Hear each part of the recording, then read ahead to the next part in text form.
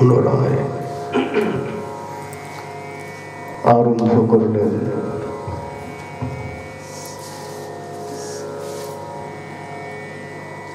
সেই অপূর্ব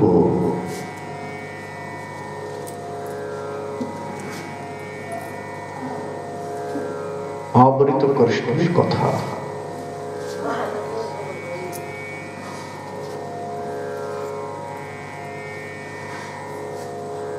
আরম্ভ করেছেন বর্ণন করতে স্বয়ং ভগবানের এই কলিত আবির্ভাবের কারণ। বলেন যে দেখো, ভগবানের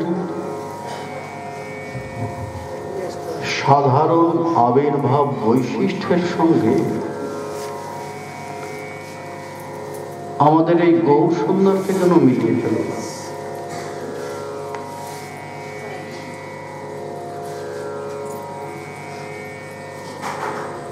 অন্যান্য ভগবৎ স্বরূপের আবির্ভাব সেখানে হয়েছে ভক্ত বাৎসল্য, লোকশিক্ষার্থে, কিন্তু এখানে কলিতে যে ভগবান উৎকণ্ঠিত হয়ে ছুটে এসেছেন তার একটি বিশেষ কারণ আছে।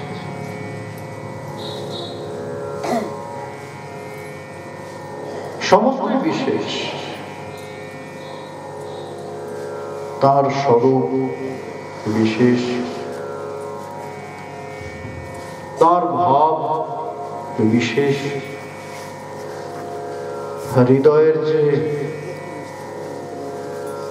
বাসনা সেটাও বিশেষ, আর চাহিদা সেটাও বিশেষ।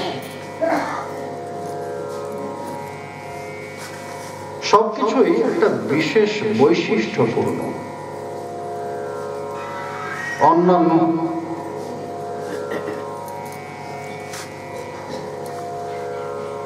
সাইলেন্ট হয়ে গেল।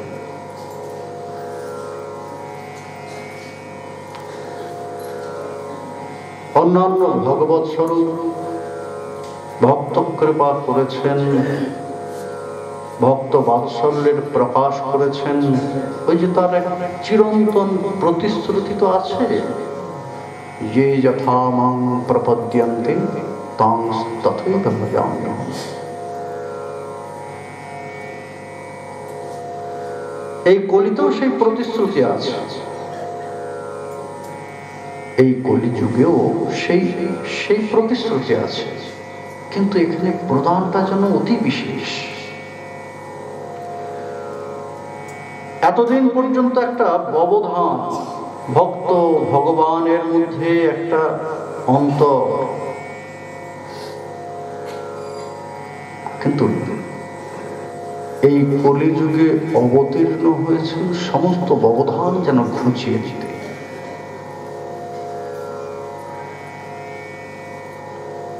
কি সেই বাসনা, কি সেই ইচ্ছা, কেন এমন বাসনা, এমন বিচিত্র ভাব কেন তার? সেই কথাই কবিরাজ গোস্বামীপাদ আজ যেন ভগবানের মধ্যে প্রকাশ পাচ্ছে। সময়টা চিন্তা করে নিন, কি স্বয়ং ভগবান শ্রীকৃষ্ণ লীলা প্রকট করেছেন, আর কলিতে পুনরায় অবতীর্ণ হওয়ার জন্য উৎকণ্ঠা বর্ধিত হতে হতে এখন ওই চরম পর্যায়ে। এমন সময় যেন এই দুজন তাকে ধরেছেন, আরে কি ব্যাপার প্রভু, তুমি না নির্লিপ্ত, পূর্ণকাম আত্মারাম, তো তোমার মধ্যে এমন উৎকণ্ঠা কিসের? আমি আবার আবির্ভূত হব। আবির্ভূত হবে, এই তো আবির্ভূত হয়েছিল,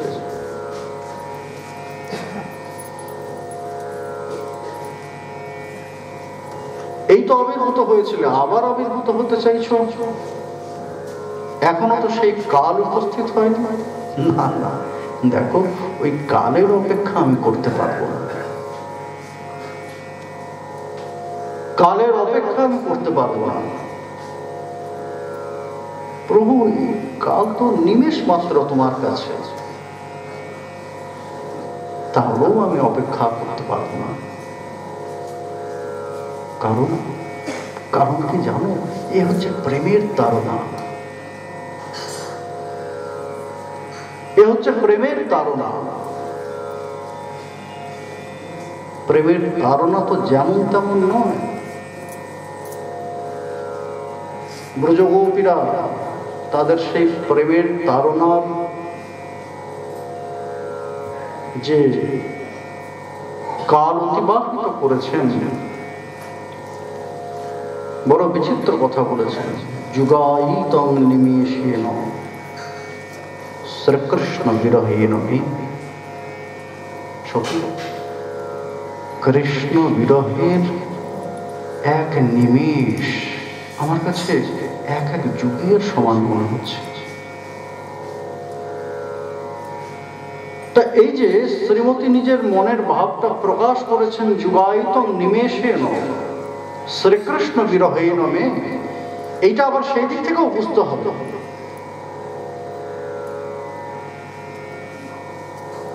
এইখানে অনুক্ত ভাবে শ্রীকৃষ্ণের সেই ভাবটাও বুঝতে হবে যে যুগায়িতং নিমেষেন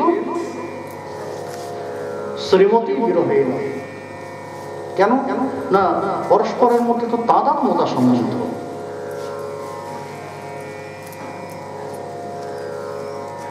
পরস্পরের মধ্যে তো ব্যবধান সম্বন্ধ নয়, তাদাত্ম্যতা সম্বন্ধ। অর্থাৎ দেহ দুটো হতে পারে, বপু দুটো হতে পারে, কিন্তু মন হৃদয় তো এক। যা শ্রীমতীর ভাব সেটাই শ্রীকৃষ্ণের ভাব। ভাব নয়, ভাব বললে ভুল বলা হবে। এই মিলন এবং বিরহের অনুভূতি সব সময় নয়, শ্রীকৃষ্ণের ক্ষেত্রে সব সময় নয়। কেন? তার কারণ তার মধ্যে তো বহুবিধ নায়কের প্রকাশ ঘটে। রসিক শেখর, তার মধ্যে রসিক শেখরত্ব আছে। রস আস্বাদন পিপাসায় যত রকম ভাবে রস আস্বাদন করা যেতে পারে তিনি তার প্রচেষ্টা করে থাকেন। সেই জন্য কখনো ধীর ললিত নায়ক, কখনো ধীর ললিত নায়ক, আবার কখনো লম্পট নায়ক।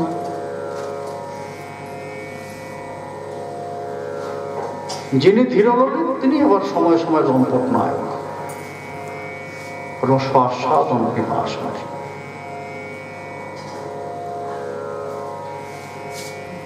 যখন তিনি ধীর ললিত অবস্থায় আছেন, প্রায় প্রেয়সী বশ। ধীর ললিত নায়কের প্রধান গুণটি কি? প্রেয়সী বশ। প্রেয়সী যা বলবেন তিনি তাই করবেন, প্রেয়সী যা মনে করবেন। প্রেয়সী যদি বলেন যে কৃষ্ণ আজকে সূর্য মনে হচ্ছে পশ্চিমে উঠেছে, হ্যাঁ রাধে তুমি ঠিকই বলেছো, আমার সেই রকমই মনে হলো যেন আজকে।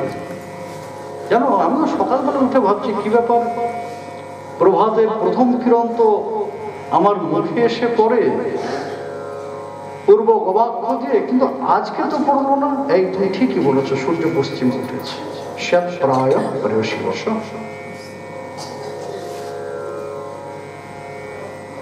কিন্তু যে দৃষ্টান্ত দিলাম, এই দৃষ্টান্ত অনুসরণ করলে চলবে না। এখানে প্রেয়সী কিন্তু বিশেষ। প্রেয়সী কিন্তু প্রিয়কে কখনো ভ্রান্ত পথে পরিচালিত করেন না, ভ্রান্ত পথে পরিচালিত করেন না। তিনি প্রিয়া হতে পারেন না। প্রিয়া তো সকলে হতে পারে না, সকলকে প্রিয়া বলা যায় না। প্রিয়ের অনুকূলে যিনি আচরণ করেন, অনুকূল কেমন ভাবে? যা প্রিয়ের হিতকর, যা প্রিয়ের হিতকর তেমন আচরণ যিনি করেন, এবং সেই আচরণটি যেমন তেমন ভাবে নয়, সুখকর। হিতকর আচরণের তো অনেক রকমের পদ্ধতি আছে, তাই না? একজনকে আমি বাধা দেব, একজনকে আমি কিছু করতে দেব না, তার অনেক রকম পদ্ধতি আছে তাকে পরিচালনা করার। একটা হচ্ছে শাসনমুখী, তাই না? কিন্তু সেই শাসনমুখী আচরণে কি হয় না, সম্পর্কের মধ্যে, প্রেমের মধ্যে ভীতির আগমন ঘটে।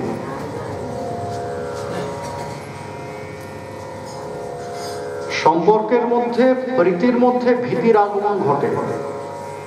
আমি করব না, প্রিয় প্রিয়ার ওই অনুকূল আচরণ করছেন, সেটা প্রীতির সঙ্গে নয়। বাবা না না, ওর বাপরে, গেলে লাঠি দিয়ে ঠেঙাবে আমাকে,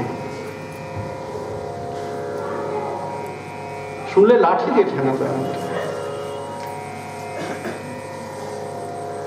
কারণ সবসময় কানে বাজছে সেই এমনি করতালের মন্দিরের ঠুং ঠুং আওয়াজ নয়, ঝাঁজ করতালের ঝমঝম আওয়াজ।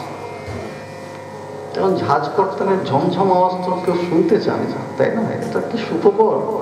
ওই ঝাঁজ করতালের আওয়াজ না শোনার ভয়তে প্রিয় ঠিক পথে চলছে, তাকে প্রিয়া বলা যাবে না। প্রিয় ঠিক পথে চলবেন, প্রিয়ার প্রীতির কথা স্মরণ করবো। না না না, ও ভালোবাসে না, এটা না না না না, ও ভালোবাসে না। প্রেমের গভীর প্রেমের দ্বারা নিয়ন্ত্রণ যিনি করেন সুখকর ভাবে, তিনি হচ্ছেন প্রিয়া। তেমন যিনি প্রিয়া, সেই প্রিয়া প্রেয়সী বসবাস, সেই প্রিয়ার সঙ্গে তাদাত্মতার সম্বন্ধে শ্রীকৃষ্ণের প্রেমের অনুভবও ঠিক তাই। অর্থাৎ তনু দুটো, হৃদয় মন এক। শ্রীমতীকে মুখে বলতে হয় না শ্রীকৃষ্ণ তুমি এটা করো, ভাবলেই হয়ে যায়। দহু মনো মনোভব পেশ হয়ে যায়। রামানন্দ রায় তার অনুভবের কথা বলেছেন না, কহিল হে রাগ নয়ন ভঙ্গ ভেল, অনুদিন বার হল অবধি না গেল, না সো রমন না হম রমণী, দহু মনো মনোভব পেশ হলো যান। সখী বিধাতা বড় বড় কঠিন রসিকতা করেছেন রে আমাদের সঙ্গে। না, আমাদের দুটো হৃদয়কে নিয়ে একেবারে একসঙ্গে মিশে দিয়েছে, আর দুটোকে আলাদা করা যায় না। কোনটা কার হৃদয় সেটাই বোঝা যায় না। অর্থাৎ দুটো হৃদয়কে একাকার করে দিয়েছেন, বেশ হয়ে যায়, চাপতে চাপতে একদম এক হয়ে গেছে আমাদের তনু দুটো। কিন্তু সখী আমাদের যে হৃদয়ে, এই জন্য তোরা যতই বলিস না কেন যে কেন কৃষ্ণ কৃষ্ণ করি, ও আমাকে ভালোবাসে না, ও দেখতে ভালো না, ওর কোনো গুণ নেই, তোরা কত কিছু বলিস, আমি শুনে যাই, কিছু বলি না। কারণ আমার যার উপায় নেই, শ্যাম শয়ে বা দুগতির মস্ত, আমার যার উপায় নেই রে সখী। তনু দুটো ভিন্ন হলেও আমাদের হৃদয়টা এক হয়ে গিয়েছে। চেষ্টা করলেও আমরা দুজন দুজনের থেকে পৃথক হতে পারবো না।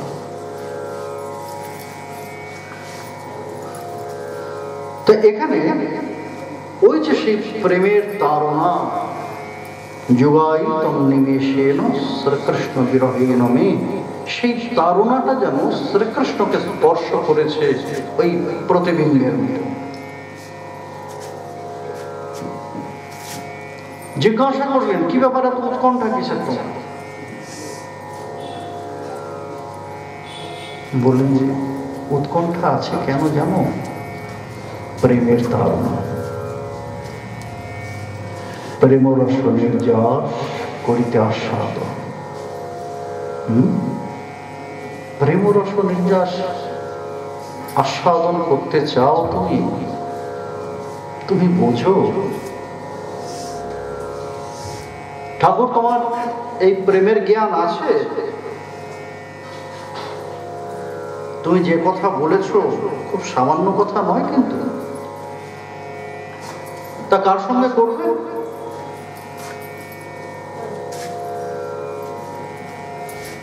প্রেম তো একা একা আস্বাদন করা যায় না,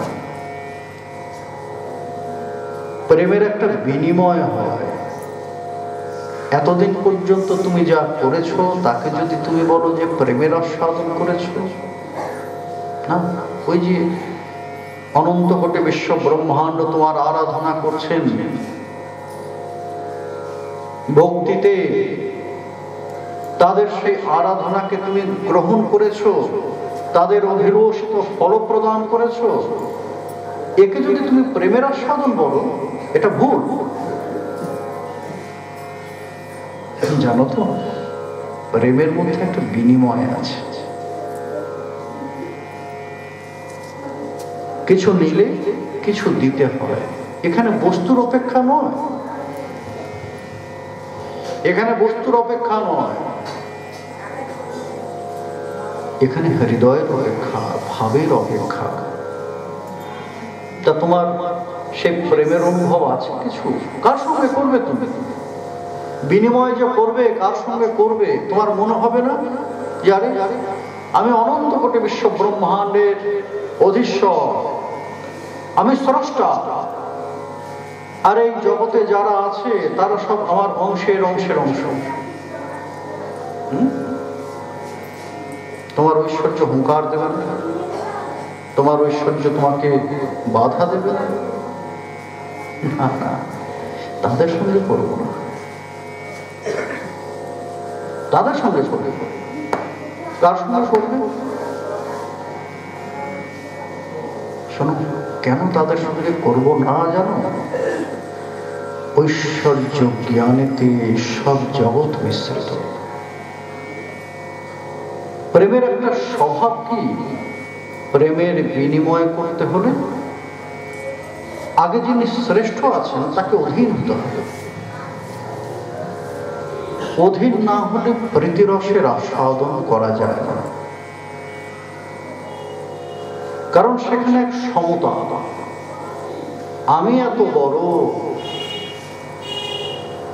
আমি ধনী, আমি জ্ঞানী, আমি অনেক সুন্দর। প্রেমে এসব অপেক্ষা নেই। কে ধনী, কে জ্ঞানী, কতটা সুন্দর, না না, এসব অপেক্ষা যদি প্রেমের মধ্যে থাকে সেটা প্রেমের আস্বাদন হয় না, সেটাকে কাম বলে। সেটা আত্মেন্দ্রিয় প্রতিবাঞ্ছা হয়ে যায়। আর আমি যাদের সঙ্গে আস্বাদন করতে যাব, তুমি যাদের কথা বলছো, এই জগতে ঐশ্বর্য জ্ঞানকে সব জগৎ মিশ্রিত। তারা সকলে আমার সম্বন্ধে ওই একটাই ধারণা করে, কি আমি ঈশ্বর। আমার ঈশ্বর মানে আপনারে, তার প্রেমে বসা না হই অধিক। আমার স্বভাবটা কি জানো? আমার স্বভাবটা হচ্ছে প্রেমবশতা। আমার স্বভাবটা হচ্ছে প্রেমবশতা। তার হৃদয়ের গভীর প্রেমকে আস্বাদন করতে চায়, কিন্তু কিন্তু ওই দাস্যভাবের মধ্যে দিয়ে নয়। ও অনেক আস্বাদন করছে, তুমি প্রভু আমি দাস, এ যুগ যুগ ধরে অনন্ত কাল ধরে আমি এ কথা শুনে আসছি। না না, ওটা তো চিনি। বিশুদ্ধ সম্বন্ধের যে বন্ধন, সেই বন্ধনের মধ্যে যদি ঐশ্বর্য ভাব চলে আসে, তখন সেই প্রেমের অধীনতা হয় না। আমাকে একজন ঈশ্বর ভাবলে আমি তার অধীন হব কি করে? সে তো আগেই আমার অধীন হয়ে বসে আছে।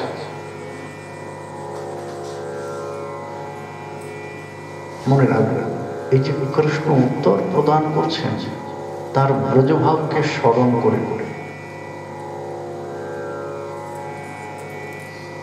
যেই জিজ্ঞাসা করেছেন কি সেই তোমার প্রেমের তাড়না, প্রভু সেই প্রেমের তাড়নার কথাটা জানতে চায়। সঙ্গে সঙ্গে মন চলে গিয়েছে বৃন্দাবন। যেতে তো হয় না, কৃষ্ণকে তো যেতে হয় না বৃন্দাবন। বৃন্দাবনম পরিত্যাজ্য পাদমেকং ন গচ্ছামি। তিনি সদা সর্বদা বৃন্দাবনেই অবস্থান করছেন, সদা সর্বদা। তার তরুণ ওই লীলারস পুষ্টির জন্য হয়তো স্থান থেকে স্থানান্তরে, দেশ থেকে দেশান্তরে পরিভ্রমণ করেছে, কিন্তু হৃদয়ে রয়ে গেছে বৃন্দাবনে। কারণ সেই সামর্থ্যই নেই তার। স্বয়ং ভগবানের কর্তম অকর্তম অন্যথা কর্তম সামর্থ্য থাকতে পারে,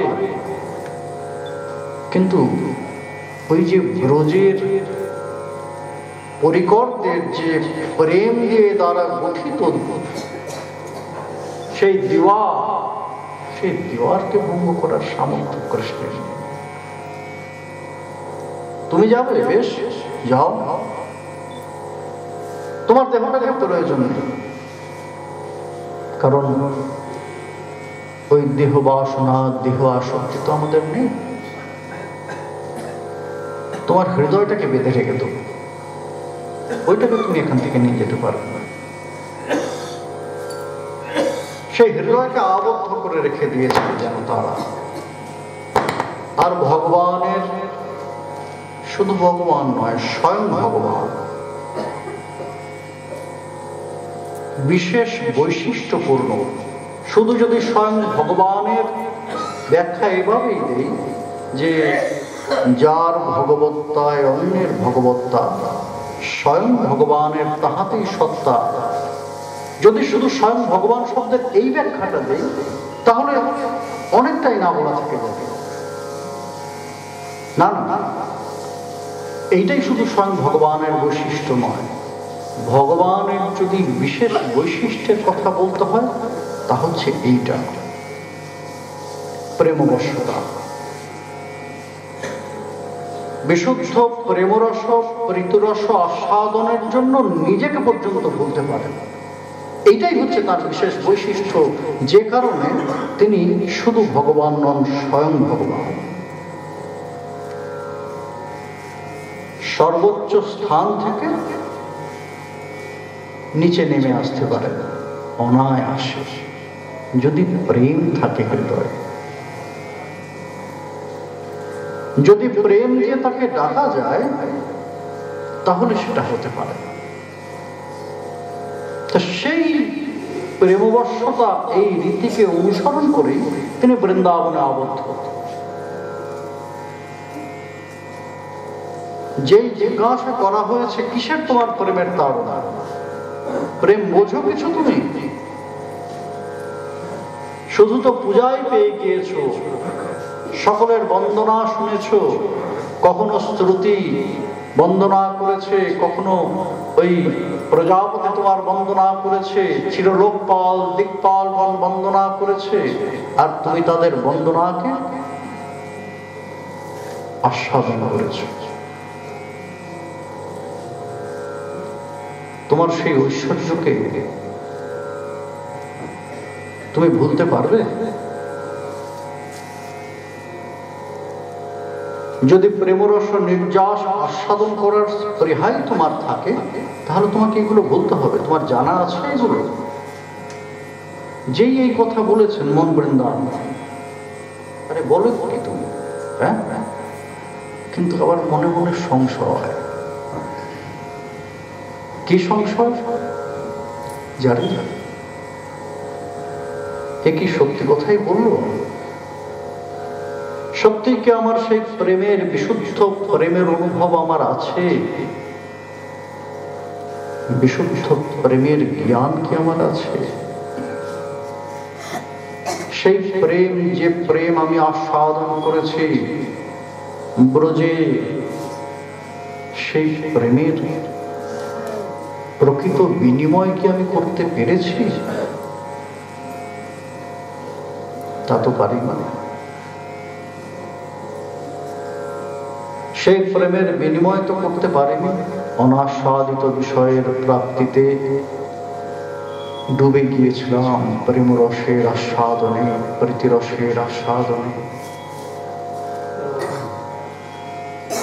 আর সেই ডুবতে ডুবতে অতলে তলিয়ে গিয়ে নিজেকে ভুলেছি, ঠিক, কিন্তু বিনিময় তো করা হয়নি। সত্যি তো, প্রেমের রীতির মধ্যে মুখ্য হচ্ছে বিনিময়। তাদের থেকে উজাড় করে নিয়েছি, কি দিয়েছি তাদের?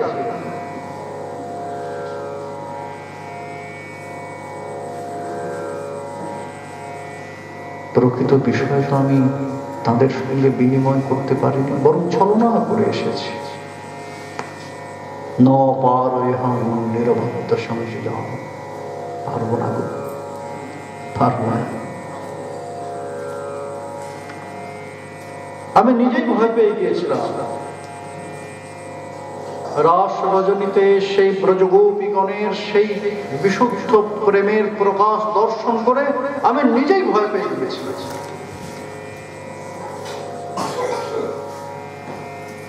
এমন আত্মনিবেদন হতে পারে, এমন আত্মসমর্পণ হতে পারে, প্রেমের এমন প্রকাশ হতে পারে। এখন এই প্রেমের বিনিময় যদি এরা চায়,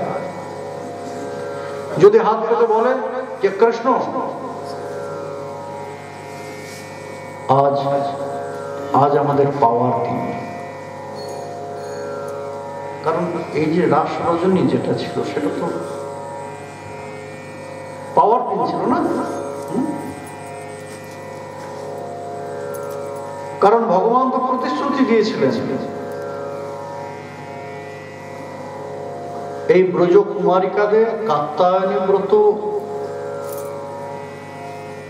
যে করেছিলেন, সেই ব্রত উদযাপনের দিন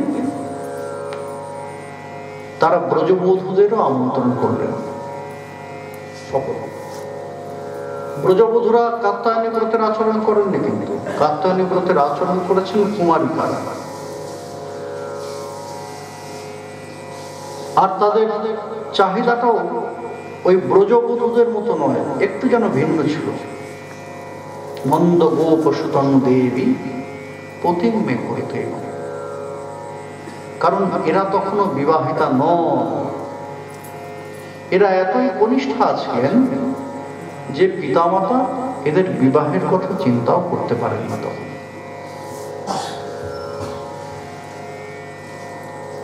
এদের ব্রত উদযাপনের দিন ওই মাস অন্তে তারা 1 মাস ধরে কাত্যায়নী ব্রত করলেন। রজনী ভোর সেই কাত্যায়নের আচরণ, কাত্যায়নের অনুশীলন, পূজা অর্চনা,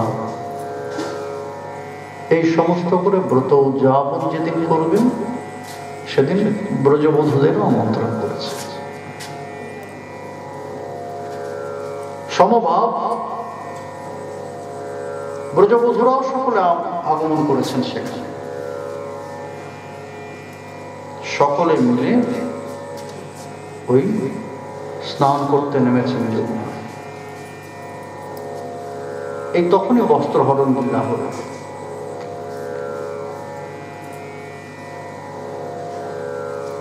এরা তিরস্কার করলেন, ছি ছি কৃষ্ণ, তোমার থেকে এমন হীন আচরণ আশা করিনি আমরা। তোমার কাছে আমাদের অনেক অনেক বড় চাহিদা। এই বস্ত্র হরণ, তুমি আমাদের শুধু বস্ত্র হরণ করছো, আমরা সর্বস্ব তো দিতে এসেছি তোমাকে, আর তুমি আমাদের বস্ত্র হরণ করছো।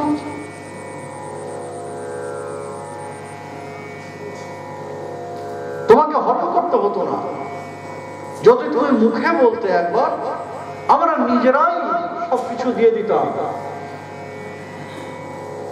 আমরা যেখানে সর্বস্ব অর্পণ করেছি তোমার উদ্দেশ্যে, সেখানে তুমি এই বস্ত্র হরণের মতো হীন কর্ম করলে। এ কি তুমি তোমার ওই দধি নবনীত চুরির মতো মনে করেছ? কৃষ্ণ তিরস্কার করে।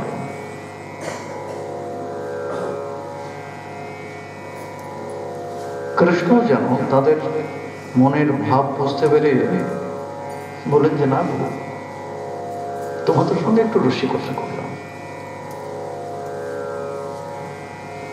তোমাদের এই ব্রতের আচরণে আমি খুব সন্তুষ্ট হয়েছি, তোমাদের মনোবাসনা পূর্ণ হবে, তোমাদের সকলের মনোভিলাষ আমি পূর্ণ করব ওই শারদ পূর্ণিমায় রাখা রজনীতে।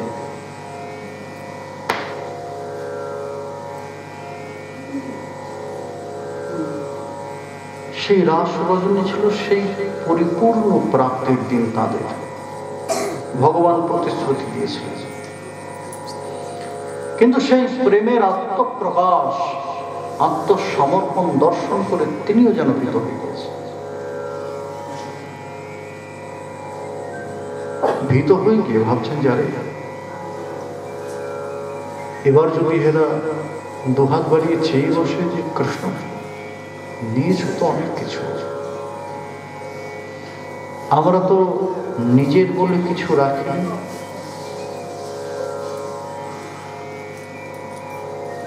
আমাদের মন প্রাণ দেহ সব কিছু তোমার ওই চরণে সমর্পণ করেছে,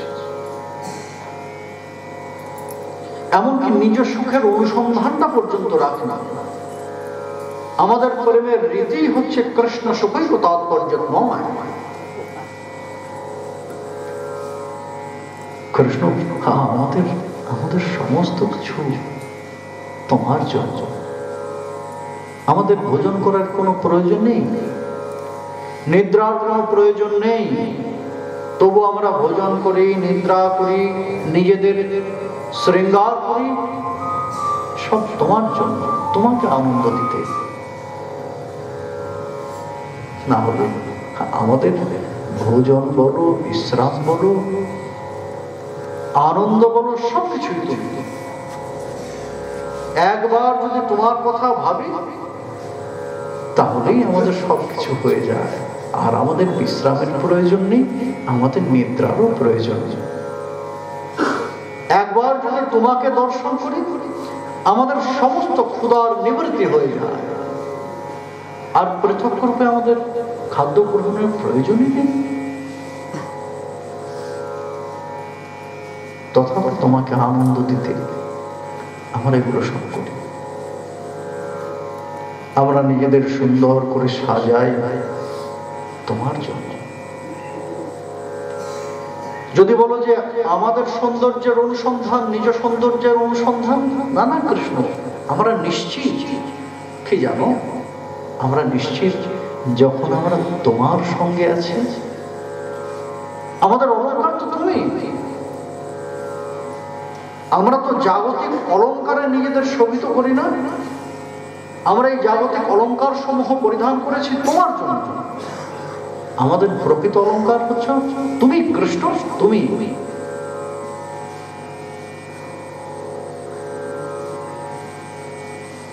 এমন প্রেমের আত্মনিবেদন, এমন প্রেমের সমর্পণ,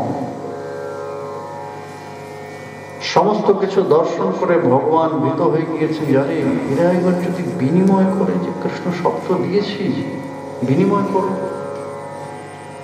কারণ তুমি তো প্রতিশ্রুতি দিয়েছো আজকের দিনে তুমি আমাদের সমস্ত মনোবিলাস পূর্ণ করবে। আমাদের হৃদয়ের যত যত বাসনা প্রকাশিত, অপ্রকাশিত, সুপ্ত, অজ্ঞাত, ভবিষ্যতে আসতে পারে সমস্ত পূর্ণ করতে হবে, সবকিছু পূর্ণ করবে, তুমি প্রতিশ্রুতি দিয়েছ, সুতরাং পূর্ণ করো। যদি বলে বসে এরা, সেই জন্য কৃষ্ণ আগেই ওই নিজেকে দেউলিয়া ঘোষণা করে দিলেন। একজনের যদি খুব বেশি দেনা হয়ে যায়, এখন সেই রীতি বোধ হয় নেই, খুব বেশি দেনা হয়ে গিয়েছে, শোধ করার ইচ্ছা নেই বা শোধ করার সামর্থ্য নেই, আগেকার দিনে সেই সমস্ত ব্যক্তিরা কি করতেন না, দেউলিয়া ঘোষণা করে দিতেন যে আমি দেউলিয়া হয়ে গেছি। এই দেউলিয়া ঘোষণা করে দেওয়া মানে আমার আর কিছু নেই, আমার আর সামর্থ্য নেই দেওয়ার, সুতরাং ক্ষমা করুন, ব্যাস। এই দেউলিয়া ঘোষণা করলে সমস্ত ঋণ মুকুব হয়ে যায়। কারণ এটা পরিপূর্ণ আত্মসমর্পণ, যে আমার আর সমস্যা নেই, আমাকে ক্ষমা করুন, মারুন আমাকে, ঠিক আছে, যদি ইচ্ছা হয় মারুন, তাতেও আমার দেওয়ার সামর্থ্য। তাই ভগবান এই বিনিময়ের চিন্তা